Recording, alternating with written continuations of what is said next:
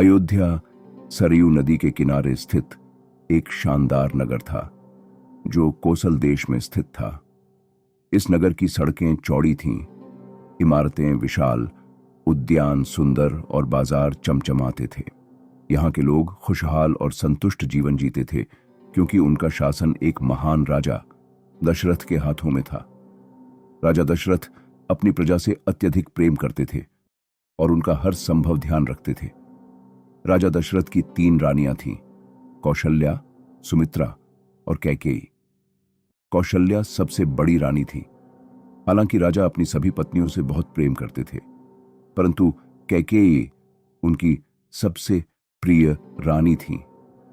इस संपन्न जीवन के बावजूद राजा दशरथ दुखी थे क्योंकि उनके कोई संतान नहीं थी।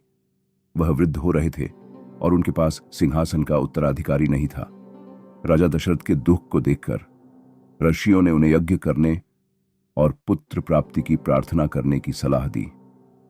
राजा दशरथ ने उनकी सलाह मानते हुए यज्ञ किया।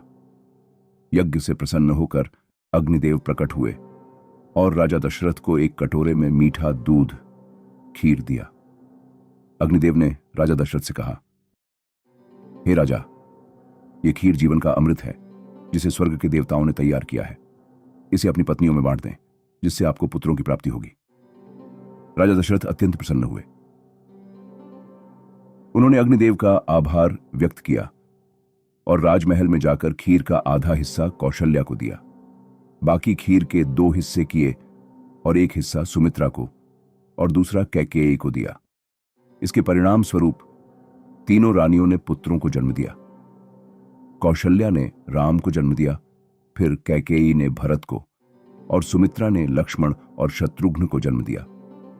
राजा दशरथ अत्यधिक प्रसन्न हुए और अयोध्या के लोग भी इन 4 राजकुमारों के जन्म का हर्षोल्लास के साथ उत्सव मनाने लगे।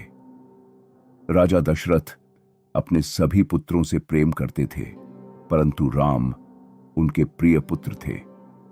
वे अपने सुंदर और बलशाली सबसे बड़े पुत्र पर गर्व करते थे और एक क्षण के लिए भी उन्हें अपने से दूर नहीं होने देना चाहते थे।